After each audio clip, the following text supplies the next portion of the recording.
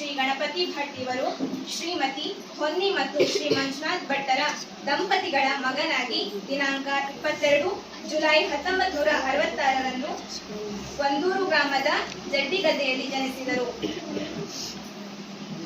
ಇವರು ತಮ್ಮ ಪ್ರಾಥಮಿಕ ಶಿಕ್ಷಣವನ್ನು ಸರಕಾರಿ ಹಿರಿಯ ಪ್ರಾಥಮಿಕ ಶಾಲೆ ಸಂತೆಗುಳಿಯಲ್ಲಿ ಪಡೆದರು. ಮಾಧ್ಯಮಿಕ ಶಿಕ್ಷಣವನ್ನು ಎಸ್ಕೆಪಿ ಕಂಪೋಸಿಟ್ ಜೂನಿಯರ್ ಕಾಲೇಜ್ ಕಲಬುರಗಿಯಲ್ಲಿ ಮುಗಿಸಿದರು. ಪದವಿ ಪೂರ್ವ ಶಿಕ್ಷಣವನ್ನು ಹೊನ್ನಾವರದ ಎಸ್ಡಿಎಂ ಕಾಲೇಜಿನಲ್ಲಿ ಪೂರೈಸಿದರು.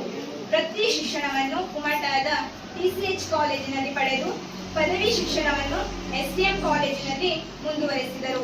ಪದವಿ ಶಿಕ್ಷಣವನ್ನು ಮುಗಿಸುತ್ತಿರುವಾಗಲೇ ಬೆಂಗಳೂರಿನ ಈಗಿನ ರಾಮನಗರ ಜಿಲ್ಲೆಯ ಕನಕಪುರ ತಾಲೂಕಿನ ಸೊಂಡೇನಹಳ್ಳಿ ಕಿರಿಯ ಪ್ರಾಥಮಿಕ ಶಾಲೆಯಲ್ಲಿ 4 ಜೂನ್ 1990ರಂದು ಶಿಕ್ಷಕರಾಗಿ ತಮ್ಮ ಸೇವೆಯನ್ನು ಆರಂಭಿಸಿದರು. ಅಲ್ಲಿ 3.5 ವರ್ಷ ಸೇವೆ ಸಲ್ಲಿಸಿ ನಂತರ ಉತ್ತರ ಶಿರಸಿ ತಾಲೂಕಿನ ಸರಕಾರಿ ಕಿರಿಯ ಪ್ರಾಥಮಿಕ ಶಾಲೆ ಕೂಕ್ತೆಮನೆ ಶಾಲೆಗೆ ಜುಲೈ 1997ರಲ್ಲಿ ವರ್ಗಾವಣೆ ಹೊಂದಿ 2 ವರ್ಷಗಳ ಕಾಲ ಕಾರ್ಯನಿರ್ವಹಿಸಿ ಜುಲೈ 1999ರಂದು ಹೊನ್ನಾವರ ತಾಲೂಕಿನ ಸರಳ್ಳಿ ಗ್ರಾಮದ ಹಿರಿಯ ಪ್ರಾಥಮಿಕ ಶಾಲೆ ಬಾವೂರು ಶಾಲೆಗೆ 4 ವರ್ಷಗಳ ಕಾಲ ಸೇವೆ ಸಲ್ಲಿಸಿದರು. ಮಾರ್ಚ್ 2004ರಿಂದ ಇಂದಿನ ತನಕ 22 ವರ್ಷಗಳ ಕಾಲ ಸುದೀರ್ಘ ಸೇವೆಯನ್ನು ಸರಕಾರಿ ಹಿರಿಯ ಪ್ರಾಥಮಿಕ ಶಾಲೆ ಸುಳ್ಳಗೋಡಿನಲ್ಲಿ ನಿರ್ವಹಿಸುತ್ತಾ ಬಂದಿದ್ದಾರೆ. ಕಳೆದ 8 ವರ್ಷಗಳಿಂದ ಪ್ರಭಾರಿ ಮುಖ್ಯೋಪಾಧ್ಯಾಯರಾಗಿ ಶಾಲೆಯ ಭೌತಿಕ ಮತ್ತು ಶೈಕ್ಷಣಿಕ ಪ್ರಗತಿಗೆ ತಮ್ಮ ಕೊಡುಗೆಯನ್ನು ನೀಡಿರುತ್ತಾರೆ. Simple living and high thinking ಎನ್ನುವಂತೆ ಸರಳವಾಗಿ ಬದುಕುತ್ತಾ ಮಕ್ಕಳಲ್ಲಿ ಉದಾತ್ತ ಚಿಂತನೆಗಳನ್ನು ಬಿತ್ತುವಲ್ಲಿ ಅವರು ಅತ್ಯಂತ ಪ್ರಾಮಾಣಿಕವಾಗಿ ಕರ್ತವ್ಯ ನಿರ್ವಹಿಸುತ್ತಿದ್ದೀರಿ. ಇವರ ಸೇವೆಯು ಶ್ಲಾಘನೀಯವಾದದ್ದು. ಸದಾ ಚಟುವಟಿಕೆಯ ಲವಲವಿಕೆಯ ಜೇನಿನಂತೆ ಸದಾ ಕಾಯಕದಲ್ಲಿ ತೊಡಗಿರುವ ನೀವು 36 ವರ್ಷಗಳ ಸುದೀರ್ಘ ಸೇವೆಯನ್ನು ನೀಡಿ ಇದೀಗ ವೃತ್ತಿಯಿಂದ ನಿವೃತ್ತಿ ಹೊಂದುತ್ತಿರುವಿರಿ. ನಿಮ್ಮ ಈ ಅಪರೂಪದ ವ್ಯಕ್ತಿತ್ವವು ಮುಂದೆಯೂ ಜ್ಞಾನವನ್ನು ಅರಸಿ ಬಂದಂತವರಿಗೆ ದೊರಕುವಂತಾಗಲಿ. ಇನ್ನು ಮುಂದೆಯೂ ಶಿಕ್ಷಣ ಕ್ಷೇತ್ರಕ್ಕೆ ತಮ್ಮ ಸೇವೆ ಲಭಿಸುವಂತಾಗಲಿ. ತಮ್ಮ ಮುಂದಿನ ನಿವೃತ್ತಿ ಜೀವನ ಸುಖಕರವಾಗಿರಲಿ. ದೇವರು ತಮಗೆ ಉತ್ತಮ ಆರೋಗ್ಯವನ್ನು ದಯಪಾಲಿಸಲಿ ಎಂದು ಪ್ರಾರ್ಥಿಸುತ್ತಾ ನಮ್ಮ ಶಾಲೆಯ ಶಾಲಾಭಿವೃದ್ಧಿ ಸಮಿತಿ, ಶಾಲಾ ಶಿಕ್ಷಕರು, ವಿದ್ಯಾರ್ಥಿಗಳು, ಪೂರ್ವ ವಿದ್ಯಾರ್ಥಿಗಳು ಹಾಗೂ ಊರ ನಾಗರಿಕರ ಸಮ್ಮುಖದಲ್ಲಿ ಅತ್ಯಂತ ಪ್ರೀತಿಯಿಂದ ಸನ್ಮಾನಿಸಿ ಈ ಸನ್ಮಾನ ಪತ್ರವನ್ನು ನೀಡುತ್ತಿದ್ದೇವೆ. ವಂದನೆಗಳು.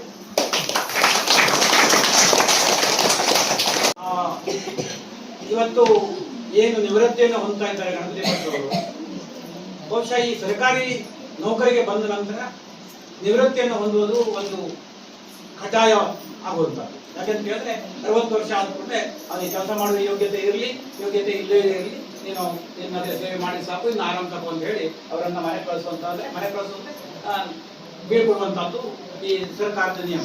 ಆ ನಿಯಮದ ಅಡಿಯಲ್ಲಿ ಇವತ್ತು ಜೆ ಭಟ್ರನ್ನು ಸಹ ನೀವೆಲ್ಲ ಅತ್ಯಂತ ಸಂತೋಷದಿಂದ, ನನಗೆ ಬಹಳ ಸಂತೋಷ ಆಗ್ತಾ ಇದೆ. ಈ ಮೊದಲೆಲ್ಲ ಬಹುಶಃ ನಾನು ಅನೇಕ ಸಂದರ್ಭಗಳು ನೋಡಿದ್ದೇನೆ, ಎಷ್ಟೋ ಶಿಕ್ಷಕರು ನಿವೃತ್ತಿ ಆದ ದಿನ ಅವರಷ್ಟಕ್ಕೆ ಅವ್ರು ಹೋಗ್ತಾ ಇರ್ತಿದ್ರು ತಂದೆ ತಾಯಿಗೆ, ಎಷ್ಟೋ ಶಿಕ್ಷಕರು. ಇವತ್ತಾದ್ರೆ ಇಲ್ಲಿ ನೋಡಿದಾಗ ಈ ಶಾಲೆಯಲ್ಲಿ ಕಲಿತಂತಹ ವಿದ್ಯಾರ್ಥಿಗಳಿರ್ಬೋದು, ಈ ಭಾಗದ ಪಾಲಕ ಪೋಷಕರಿರ್ಬೋದು, SDMC ಅವರು, ನೀವೆಲ್ಲ ಸೇರಿ ಅತ್ಯಂತ ಏನು ಕೊಟ್ಟಿದ್ರಿ, ಏನು ಮಾಡಿದ್ರಿ ಹೇಳೋದು ಮುಖ್ಯ ಅಲ್ಲ, ಸೇರಿ ಈ ಸಂದರ್ಭದಲ್ಲಿ ಅವರನ್ನ ಪ್ರೋತ್ಸಾಹಿಸಿ ಅವರ ಮನಸ್ಸಿಗೆ ಖುಷಿಯನ್ನು ಉಂಟು ಮಾಡಿದ್ರಲ್ಲ, ಅದು ನಾವೆಲ್ಲ ಸಹ ಮೆಚ್ಚುವಂತಹದ್ದು. ಅತ್ಯಂತ ಉತ್ತಮವಾದಂತ ಕೆಲಸ ಮಾಡಿದ್ರೆ ಅದಕ್ಕೆ ನಾನು ಅತ್ಯಂತ ಯಾಕೆಂತ ಹೇಳಿದ್ರೆ ನಾನು ಸಹ ಹಿಂದಿನ ತಿಂಗಳ ನಿವೃತ್ತಿಯನ್ನು ಹೊಂದಿದ್ದೇನೆ. ನಿವೃತ್ತಿಯನ್ನು ಹೊಂದಿ ಹೋಗುವಾಗ ಯಾರು ಬಂದು ನಮ್ಮನ್ನು ವಿಶ್ ಮಾಡಿರ್ತಾರೆ, ಯಾರು ನಮ್ಮೊಂದಿಗೆ ಆ ಕ್ಷಣದಲ್ಲಿ ಮಾತನಾಡಿರ್ತಾರೆ, ಎಲ್ಲರೂ ಸಹ ಅನಿವಾರ್ಯ ಕಾರಣದಿಂದ ಎಲ್ಲರಿಗೂ ಬಂದಿಕ್ಕೆ ಆಗುದಿಲ್ಲ, ಅದು ಬೇರೆ. ಆದ್ರೆ ಯಾರು ಬಂದಿರ್ತಾರೆ, ಯಾರು ಆ ಕ್ಷಣದಲ್ಲಿ ನಮ್ಮೊಂದಿಗೆ ಇರ್ತಾರೆ, ಅದು ಬಹುಶಃ ಅವರಿಗೆ ಈ ವೃತ್ತಿ ಜೀವನವನ್ನು ಮುಗಿಸಿ ಹೋಗುವಾಗ ಸಿಗುವಂತಹ ಅತ್ಯಂತ ಖುಷಿ ಕೊಡುವಂತಹ ಒಂದು ಅನುಭವ ಅಥವಾ ಒಂದು ಬುದ್ಧಿ, ಒಂದು ಗಟ್ಟು ಅವರಿಗೆ. ಆ ಗಟ್ಟನ್ನು ಅವ್ರು ತೆಗೆದುಕೊಂಡು ಹೋಗಿ ಹೀಗೆ ಬಂದಿದ್ರು, ಇಲ್ಲ ಹೀಗೆ ಮಾಡಿದ್ರು, ಹೀಗೆ ಮಾಡಿದ್ರು, ಈಗ ನೀವು ಒಂದು ವಾಚನವನ್ನು ಮಾಡಿ ಅವರಿಗೆ ಒಂದು ವ್ಯವಸ್ಥೆ ಇದನ್ನ ಪತ್ರವನ್ನು ಕೊಟ್ರಿ. ಅದು ಪತ್ರ ಅಂತ ಅಲ್ಲ, ಆದ್ರೆ ಅದು ನಿಮ್ಮ ಭಾವನೆಗಳನ್ನ ತುಂಬಿಕೊಟ್ಟಂತಹದ್ದು. ಹಾಗೆ ನೀವೆಲ್ಲ ಸೇರಿ ಆ ಭಾವನೆಯನ್ನು ಅವರಿಗೆ ಕೊಟ್ಟಿದ್ರಿ. ಮತ್ತೊಮ್ಮೆ ನಾನು ಅಭಿನಂದನೆ ಸಲ್ಲಿಸುತ್ತೇನೆ.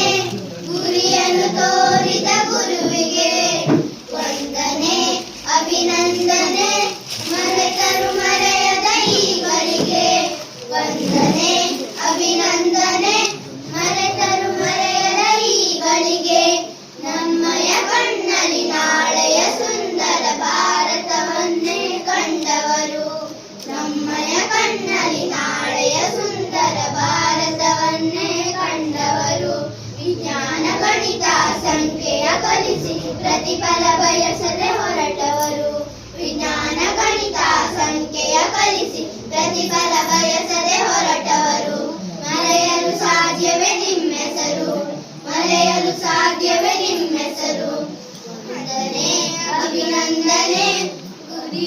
ತೋರಿದ ಗುರುವಿಗೆ ವಂದನೆ ಅಭಿನಂದನೆ. ಗುರಿಯನ್ನು ತೋರಿದ ಗುರುವಿಗೆ ಅಮ್ಮನ ಪ್ರೀತಿಯ ಅಪ್ಪನ ನೀತಿಯ ಬೆರೆಸಿ ಒಳಿತನು ಹೇಳುವರು. ಅಮ್ಮನ ಪ್ರೀತಿಯ ಅಪ್ಪನ ನೀತಿಯ ಬೆರೆಸಿ ಒಳಿತನು ಹೇಳುವರು. ಗಳಿಸಿದ ಆಸ್ತಿಯ ತಿಳಿಯದೆ ಕಳೆದರು ಅಳಿಯದ ವಿದ್ಯೆಯ ನೀಡಿದರು. ಗಳಿಸಿದ ಆಸ್ತಿಯ ತಿಳಿಯದೆ ಕಳೆದರು ಅಳಿಯದ ವಿದ್ಯೆಯ ನೀಡಿದರು. ಬಡವರಲ್ಲದೆ ಎಲ್ಲರೂ ಸ್ನೇಹದಿ ಬೆಳೆಯಿರಿ ಎಂದವರು. ಬಡವರಲ್ಲ ಎನ್ನದೆ ಎಲ್ಲರೂ ಸ್ನೇಹದಿ ಬೆಳೆಯಿರಿ ಎಂದವರು. ತರಬೇತಿಯಲ್ಲಿದ್ದೆ. ಅಲ್ಲಿ ಸುಮಾರು 3:30ಗೆ ಹೊರಟು ಒಂದು ವಿಶ್ ಮಾಡಿ ಬರ್ತೀನಿ.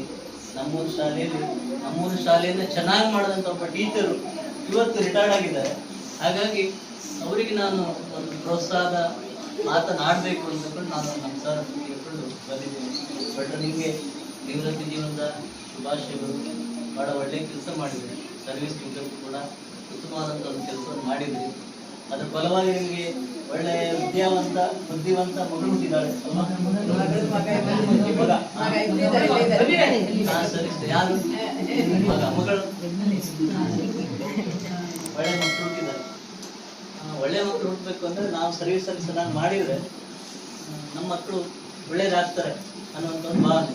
ನಾವು ಸರ್ವಿಸ್ನಲ್ಲಿ ಯಾವತ್ತೂ ಮಕ್ಕಳಿಗೆ ಮೋಸ ಮಾಡಬಾರ್ದು, ಮಕ್ಕಳಿಗೆ ಅನ್ಯಾಯ ಮಾಡಬಾರ್ದು.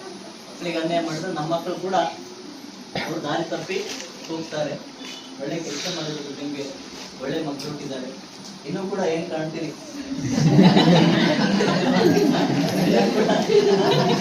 ಬಹಳ ಚಂದ ಇದ್ರು ಅವರು. ಅವರಲ್ಲಿದ್ದಾಗ ಸೀತಾಬಳೆ ಚಂದ ಇತ್ತು. ಸೀತಾಬಳ ನೋಡಿದ್ರೆ ಕೊಟ್ಟಕ್ಕೆ ಜಾಸ್ತಿ. ಅವರು ನಮ್ಮ ಕ್ಲಾಸ್ಮೇಟ್. ನಾವಿಬ್ರು ಒಂದೇ ಟೇಬಲ್ ಮೇಲೆ BSc ಅಲ್ಲಿ ಎಕ್ಸ್ಪೆರಿಮೆಂಟ್ ಮಾಡ್ತೀವಿ. ಅವರಿಗೆ ನಾನು ಭಾಳ ಸರಿ ಹೇಳಿದ್ದೀನಿ, ನೀವು B.Ed ಮಾಡಿಸ್ಕೊಳ್ಳಿ ಅಂತ. ಅವ್ರು ಯಾಕೋ B.Ed ಮಾಡ್ಲಿಕ್ಕೆ ಹೋಗಿಲ್ಲ. ಇಲ್ಲಿ ಇವತ್ತಿಗೂ ಕೂಡ ಇಲ್ಲಿದ್ದಾರೆ, ಪ್ರೈಮರಿಯಲ್ಲಿ ಕೂಡ ಇದ್ದಾರೆ.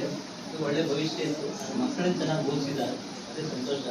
ಹಾಗಾಗಿ ಬಹಳ ಜನ ಮಾತಾಡಿದ್ದಾರೆ. ಮತ್ತೆ ಮಾತಾಡೋದ್ರಲ್ಲಿ ಎಲ್ಲರೂ ಅದನ್ನೇ ಹೇಳೋದ್ರಲ್ಲಿ ಅರ್ಥ ಇಲ್ಲ. ಹಾಗಾಗಿ ಇವತ್ತಿನ ದಿವಸ ನನ್ನನ್ನು ಮೇಡಮ್ ಅವರು ಮೊನ್ನೆ ಫೋನ್ ಮಾಡ್ತಾರೆ, ಕೇಳಿದ್ರು ಕೆಲವರು, ನೀವು ಬರ್ತಾ ಏನ್ ಮಾಡ್ತಾರೆ ಸ್ಟ್ಯಾಂಡ್ ಅಪ್ ಅಂತ. ನಾನು ಅದೇ ಕರೆದ್ರೆ ಬರ್ತೀನಿ ಅಂತ ಹೇಳಿ. ಮೇಡಮ್ ಯಾರು ಹೇಳಿದ್ರೆ ಗೊತ್ತಿಲ್ಲ, ನಾನು ಕರೆದ್ರೆ ಬರ್ತೀನಿ ಅಂತ ಹೇಳಿದ್ದೆ. ಹಾಗಾಗಿ ಮೇಡಮ್ ಮನೆಗೆ ಫೋನ್ ಮಾಡಿದ್ರು, ಸರ್ ಮತ್ತೆ ನಮ್ಮ ಮನೆ ರಿಟೈರ್ಡ್ ಆಗ್ತಾರೆ, ನೀವು ಬರ್ಬೇಕು ಅಂತ. ಆಗ ನಾನು ಕೆಲಸದಲ್ಲಿದ್ದು ಕೂಡ ಬಹಳ ಖುಷಿಯಿಂದ ಬಂದಿದ್ದೀನಿ.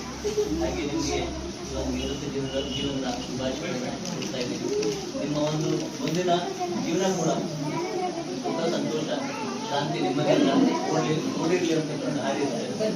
ಈ ಶಾಲೆಯಲ್ಲಿ ಒಳ್ಳೆ ಶಿಕ್ಷಕರಿದ್ರು ಹಲವಾರು ವರ್ಷಗಳಿಂದ. ಈಗ ಒಂದು ಹುದ್ದೆ ಖಾಲಿ ಆಯ್ತು. ಒಂದಿಷ್ಟ ಅನೇಕ ಪ್ರಗತಿಯನ್ನ ನಾವು ನೋಡಿದ್ದೀವಿ.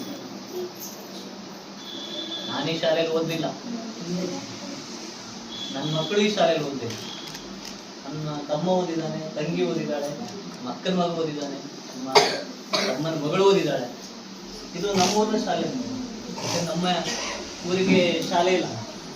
ಆ ಕಡೆ ಹೋಗ್ಬೇಕಂದ್ರೆ ತುಂಬಳಿಗೆ ಹೋಗ್ಬೇಕು, ಅದು ಹಳ್ಳ ದಾಟ್ ಹೋಗ್ಬೇಕು. ಈ ಕಡೆ ಬರ್ಬೇಕಂದ್ರೆ ಸುಲ್ಗೋಡ್ ಶಾಲೆ.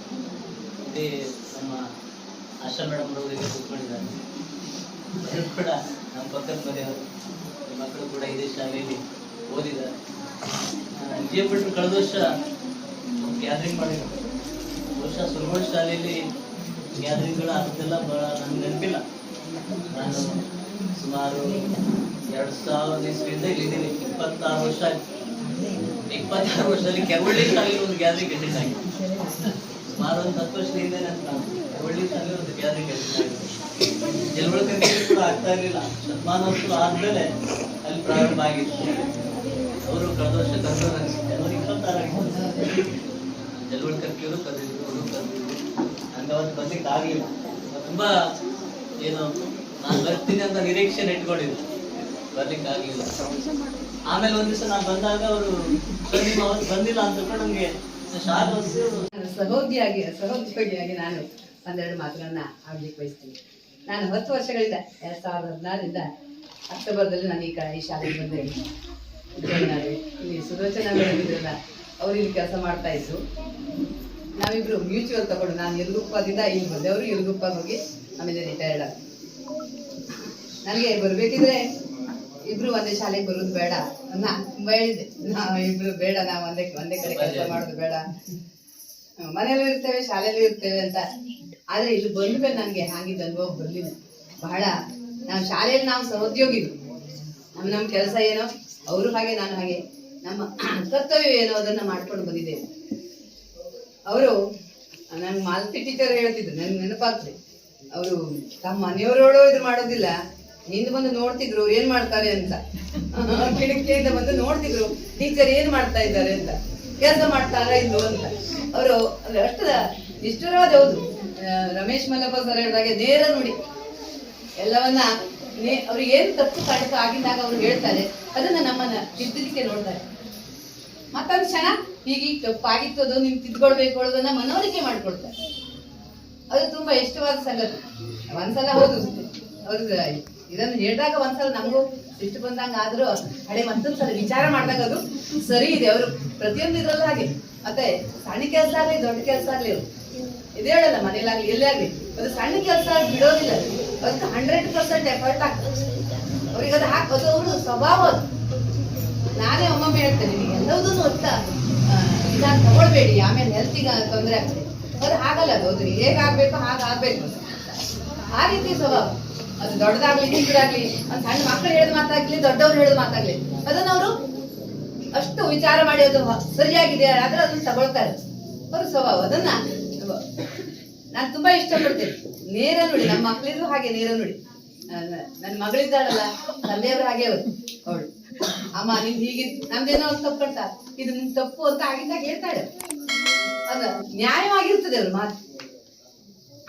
ಅಂತದನ್ನ ನನ್ನ ಈ ವೃತ್ತಿ ಜೀವನದಲ್ಲಿ ತೋರಿಸ್ಕೊಟ್ಟಿದ್ದಾರೆ, ಅದನ್ನ ನಾನು ತಿಳ್ಕೊಂಡು ಬಂದಿದ್ದೇನೆ. ಅವ್ರ ಮಾರ್ಗದರ್ಶನ ತುಂಬಾ ಚೆನ್ನಾಗಿದೆ. ಅನುಭವ ನನಗೆ ಆಗ್ತಾ ಇದೆ.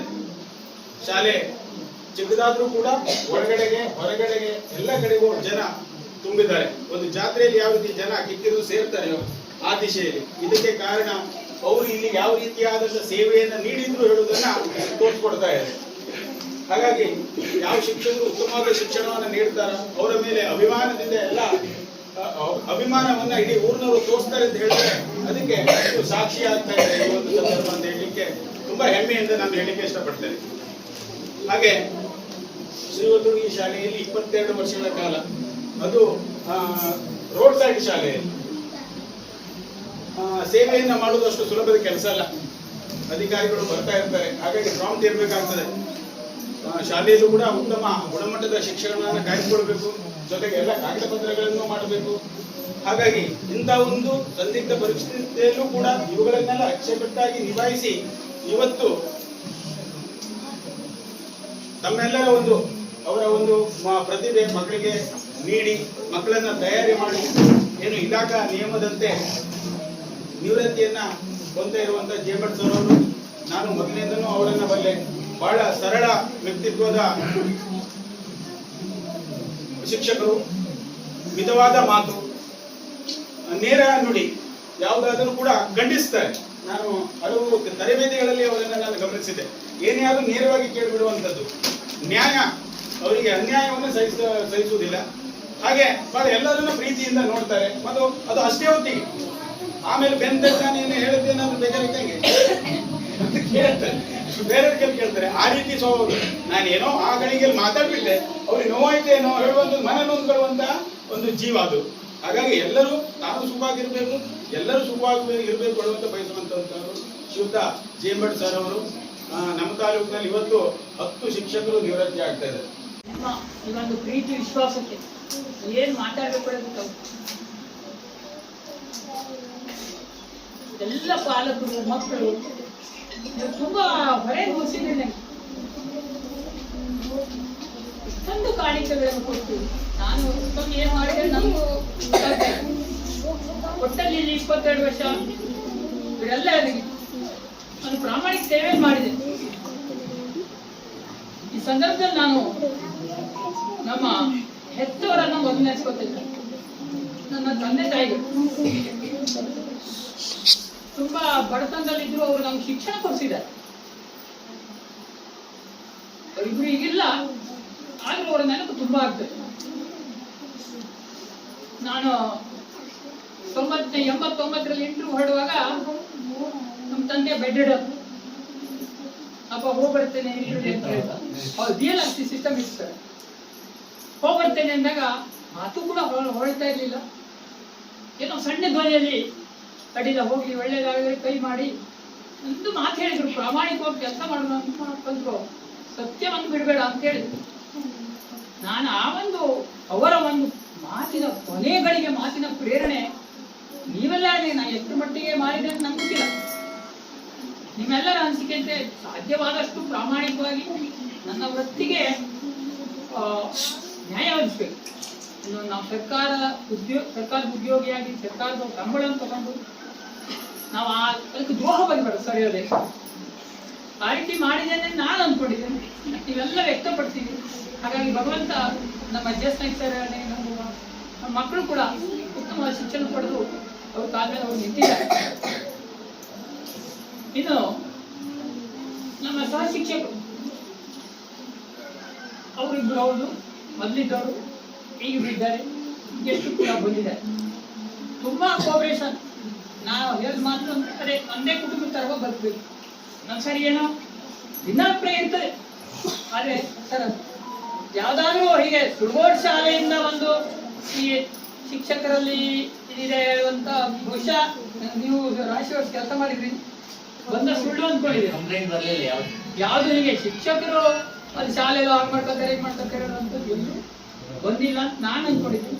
ಸರಿಗೆ ಕೂಡ ಗೊತ್ತಿದೆ, ಅವರು ತುಂಬಾ ನಮಗೆ ಮಾರ್ಗದರ್ಶನ ಮಾಡ್ತಾ ಇದ್ರು. ಬಿಸಿಲು ಅಧಿಕಾರಿ ಆಗ್ಬೋದು, BRC ಕೋರ್ಡಿನೇಟರ್ ಆಗ್ಬೋದು, BO ಆಗ್ಬೋದು, ಇಲ್ಲಿ CRC ಇಲ್ಲಿ ಕೂಡ ಹೆಡ್ ಮಾಸ್ಟರ್ ಆಗಿ 1-2 ವರ್ಷ ಮಾಡಿದ್ದಾರೆ. ಹಾಗಾಗಿ ಈಗ ಡೈರೆಕ್ಟ್ ಹಿರಿಯ ಉಪನ್ಯಾಸಕರಾಗಿ ಈಗ ನಮಗೆ ಮಾರ್ಗದರ್ಶನ ಮಾಡ್ತಾ ಇದ್ದಾರೆ. ನಮ್ಮ ಶಾಲೆಗೆಲ್ಲ ಬಂದಾಗೆಲ್ಲ ಪ್ರತಿಯೊಂದನ್ನು ಗಮನಿಸಿ ಅವರು ನಮ್ಗೆ ಮಾರ್ಗದರ್ಶನ ಮಾಡ್ತಾ ಇದ್ದಾರೆ.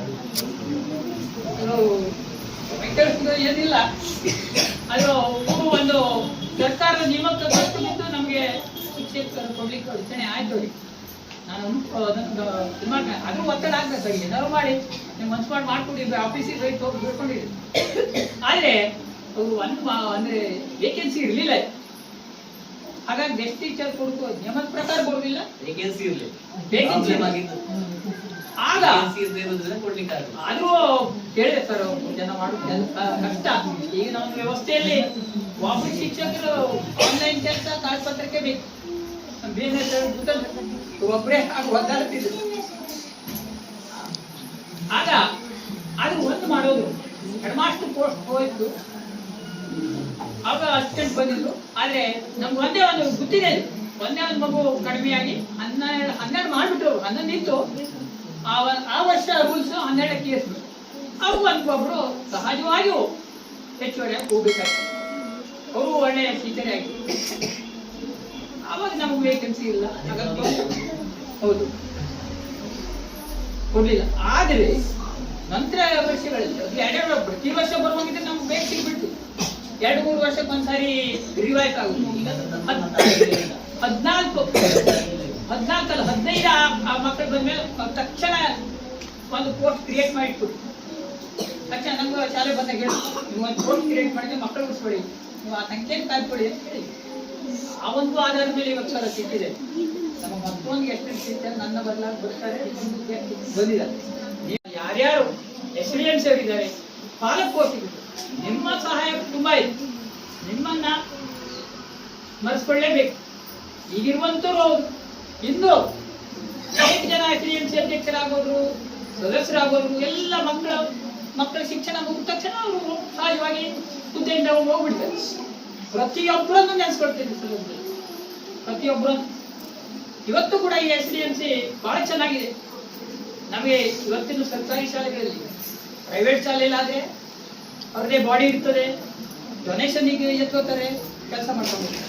ನಮಗೆ ಸರ್ಕಾರದಿಂದ ಅಷ್ಟು ಅನುದಾನ ಬರ್ತದೆ, ಅದಕ್ಕೆ ನಿಯಮಾನುಸಾರ ಖರ್ಚು ಮಾಡ್ತೇವೆ, ಪ್ರತಿಯಿಂದ ಪೂರೈಸ್ಕೊಳ್ಳಿಕ್ಕೆ ಆಗೋದಿಲ್ಲ. ಇವತ್ತೆಲ್ಲ ಶಾಲೆಗಳನ್ನು ದತ್ತು ಕೊಳ್ಳಿಕೊಂಡಿದ್ದಾರೆ. ಸರ್ಕಾರಿ ಶಾಲೆಗಳನ್ನ ಯಾರ್ಯಾರು ದತ್ತು ತಗೊಳ್ಳಿ. ಆದರೆ ಇಲ್ಲಿ ಸರ್ಕಾರಿ ಶಾಲೆ ಬೆನ್ನೆಲುಬು ಅಂದ್ರೆ SDMC ಪಾಲಿಸ್ಬೋದು.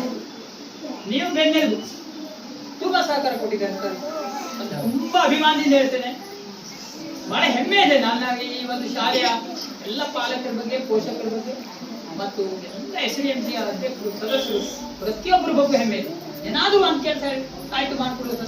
ಎಷ್ಟೋ ಸಲ ಈ ಪ್ರಕೃತಿ ಕೋಪದಲ್ಲಿ ಅನೇಕ ತೊಂದರೆ ಆಗಿದೆ. ಎಲ್ಲ ಪಾಲಕರು ಬಂದು ನಿಂತು ಒಂದು ದಿವಸ ಅಂತೂ ನಾನು ರಜೆ ಹಾಕಿದೆ, ತುಂಬಾ ತೊಂದರೆ ಆಗುತ್ತೆ. ನಮ್ಮ ಮನೆಯವ್ರ ಇನ್ಚಾರ್ಜ್ ಇದ್ರು, ಅವ್ರು ಕರೆದ ತಕ್ಷಣ ಬಂದು ನಿಂತು ನೀವು ಹೆದರಬೇಡಿ ಹೇಳಿ ಧೈರ್ಯ ಕೊಟ್ಟು ಎಲ್ಲ ಕೆಲಸವನ್ನು ತಕ್ಷಣ ಮಾಡಿದ್ದಾರೆ. ಕೇಳಿದ್ದೇನೆ ಅದು ಬಿಡಿ, ಶಾಲಾ ಅವಧಿ ಮುಗಿದೋಗ್ಬಿಟ್ಟು 4:30 ಮುಗೀತು. ನನ್ನ ಈ ಒಂದು ನಿವೃತ್ತ ಜೀವನ ಕಾರ್ಯಕ್ರಮ ಒಂದು ಅರ್ಧ ಗಂಟೆ ಆಯ್ತು. ಅದು ಕೊನೆಯ ಒಂದು ಅನಿಸಿಕೆ. ಇನ್ನೊಂದು 2 ವಿಚಾರ ನಿಮ್ಮ ಜೊತೆ ಹಂಚ್ಕೊಳ್ತಾ ಮುಂದುವರ್ತೇನೆ. ಈ ಸಂದರ್ಭದಲ್ಲಿ ಒಂದು ವೃತ್ತಿ ಜೀವನಕ್ಕೆ ಬರ್ಲಿಕ್ಕೆ ಕೊಡ್ತೇನೆ. ಶಿಕ್ಷಣ ಆಯ್ತು, ನಮ್ಮ ಒಡವಟ್ಟಿದವ್ರನ್ನು ಕೂಡ ನಾನು ಬರ್ತೇನೆ. ಪಾಪ ತುಂಬಾ ಪ್ರೀತಿಯಿಂದ ನಾನು ಒಬ್ಬನೇ ಆ ಟೈಮ್ನಲ್ಲೇ ಗೌರ್ಮೆಂಟ್ ಜಾಬ್ ಮನೇಲಿ ಆಗತ್ತೆ ನಮಗೊಬ್ಬನಿಗೆ. ಸುಂದರಂ ಜನಕೇಶ್ ಮಹಾಗಣಪತಿ ನಿವೃತ್ತಿ ಜೀವನಕ್ಕೆ ಮಾತುಗಳನ್ನ ಹೇಳ್ಕೊಡ್ಬೇಕು ಅಂತ ನಿಂತಿದ್ದೇನೆ. ಕೆಲವು ಅನಿವಾರ್ಯ ಪರಿಸ್ಥಿತಿ, ಇದು ನಮಗೆ ಅವಶ್ಯಕವೋ ಅನಿವಾರ್ಯವೋ ಗೊತ್ತಿಲ್ಲ, ಅದಕ್ಕೆ ನಾವು ಹೊಂದ್ಕೊಳ್ಳಬೇಕಾಗ್ತದೆ. ಉದಾಹರಣೆ ಹೇಳಬೇಕು ಅಂತ ಹೇಳಿದ್ರೆ, ನಮಗೆ ಮನಸ್ಸಿರುವುದಿಲ್ಲ, ಆದ್ರೆ ಅದು ಅನಿವಾರ್ಯ ಆಗಿರ್ತದೆ. ನಾವೇ ಬೆಳೆಸಿದಂತ ತೋಟ ನಮಗೆ ಗೊತ್ತಿರುವುದಿಲ್ಲ, ನಮ್ದಂತೂ ನಾವು ಮಾಡುವುದು. ನಮ್ಮ ರೈತರಿಗೆಲ್ಲ ಗೊತ್ತುಂಟದು, ಸರ್ವೆ ಮಾಡಿದಾಗ ಬೇರೆಯವರಿಗೆ ಬಂದ್ಬಿಡ್ತದೆ. ಅನಿವಾರ್ಯವಾಗಿ ಬಿಟ್ಟು ಕೊಡ್ಬೇಕು.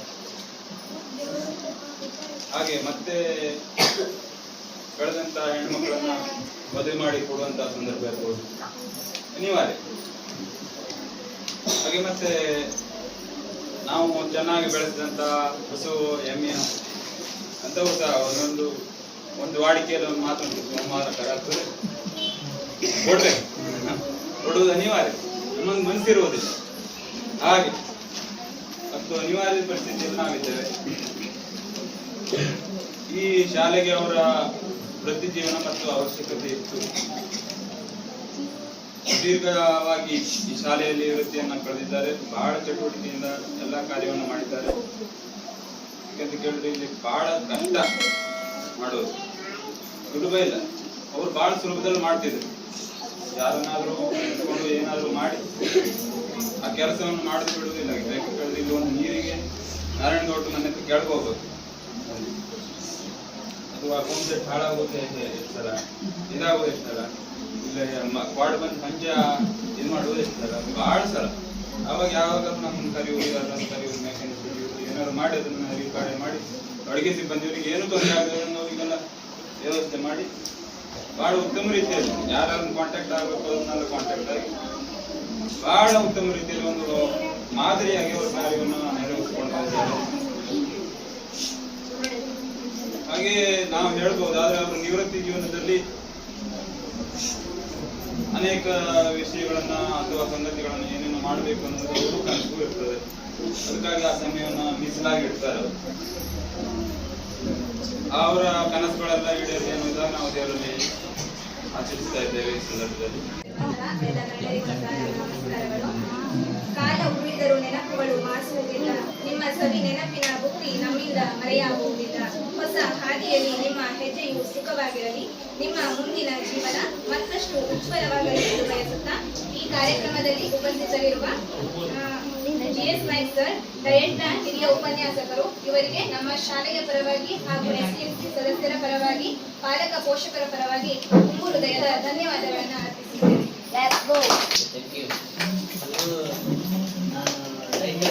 ಸಹ ನಮ್ಮ ಶಾಲೆಯ ಪರವಾಗಿ SDMC ಸದಸ್ಯರ ಪರವಾಗಿ ತುಂಬು ಹೃದಯದ ಧನ್ಯವಾದಗಳನ್ನು ಅರ್ಪಿಸುತ್ತೇನೆ.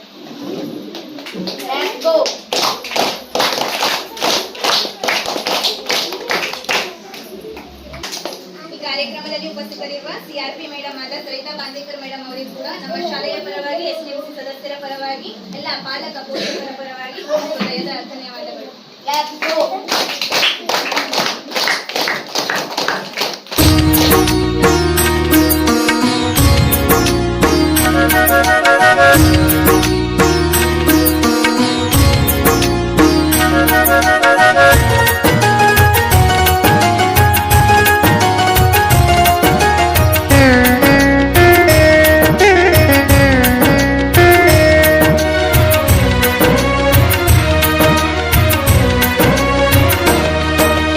ಅಕ್ಷರ ಕಲಿಸಿದ ಗುರುವೇ ನಿಮಗೆ ಸಾವಿರ ಸಾವಿರ ವಂದನೆ. ಅಕ್ಷರ ಕಲಿಸಿದ ಗುರುವೇ ನಿಮಗೆ ಸಾವಿರ ಸಾವಿರ ವಂದನೆ. ಬದುಕನ್ನು ರೂಪಿಸಿ ಹರಸಿರುವ ಪೂಜ್ಯರೇ ನಿಮಗೆ ವಂದನೆ. ಬದುಕನ್ನು ರೂಪಿಸಿ ಹರಸಿರುವ ಪೂಜ್ಯರೇ ನಿಮಗೆ ವಂದನೆ. ಗುರುವೇ ನಿಮಗೆ ವಂದನೆ. ಗುರುವೇ ನಿಮಗೆ ವಂದನೆ.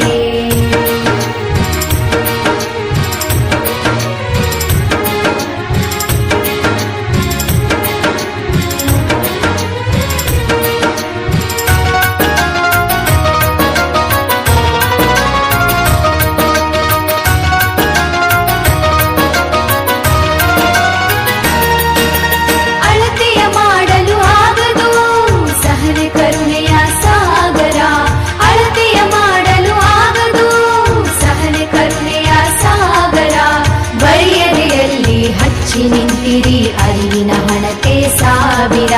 ಬರಿಯದೆಯಲ್ಲಿ ಹಚ್ಚಿ ನಿಂತಿರಿ ಅರಿವಿನ ಹಣತೆ ಸಾವಿರ. ಅಕ್ಷರ ಕಲಿಸಿದ ಗುರುವೇ ನಿಮಗೆ ಸಾವಿರ ಸಾವಿರ ವಂದನೆ. ಬದುಕನ್ನು ರೂಪಿಸಿ ಹರಸಿರುವ ಪೂಜ್ಯರೇ ನಿಮಗೆ ವಂದನೆ. ಗುರುವೇ ನಿಮಗೆ ವಂದನೆ.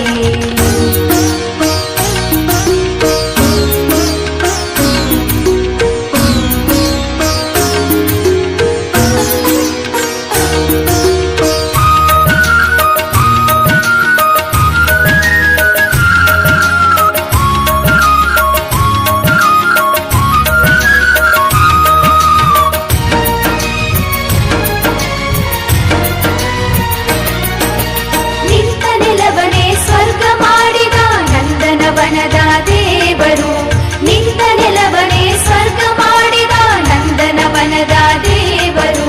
ನಿಮ್ಮಯ ತ್ಯಾಗ ಸೇವೆ ದೊಡ್ಡದು ಶಾಶ್ವತವು ನಿಮ್ಮಯ ಹೆಸರು.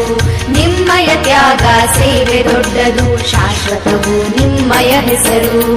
ಅಕ್ಷರ ಕಲಿಸಿದ ಗುರುವೇ ನಿಮಗೆ ಸಾವಿರ ಸಾವಿರ ವಂದನೆ. ಬದುಕನ್ನು ರೂಪಿಸಿ ಹರಸಿರುವ ಪೂಜ್ಯರೇ ನಿಮಗೆ ವಂದನೆ. ಗುರುವೇ ನಿಮಗೆ ವಂದನೆ.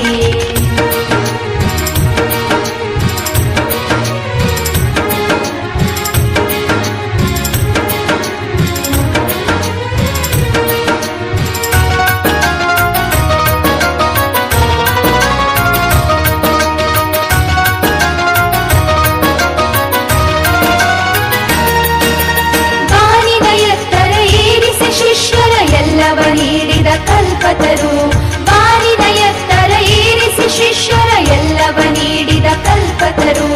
ಎಲ್ಲಿಯೇ ನಾವು ಇದ್ದರೂ ಕೂಡ ನಿಮ್ಮಯ ಹೆಸರು ಹಚ್ಚಸಿರು. ಎಲ್ಲಿಯೇ ನಾವು ಇದ್ದರೂ ಕೂಡ ನಿಮ್ಮಯ ಹೆಸರು ಹಚ್ಚಸಿರು. ಅಕ್ಷರ ಕಲಿಸಿದ ಗುರುವೇ ನಿಮಗೆ ಸಾವಿರ ಸಾವಿರ ವಂದನೆ. ಬದುಕನ್ನು ರೂಪಿಸಿ ಹರಸಿರುವ ಪೂಜ್ಯರೇ ನಿಮಗೆ ವಂದನೆ. ಗುರುವೇ ನಿಮಗೆ ವಂದನೆ.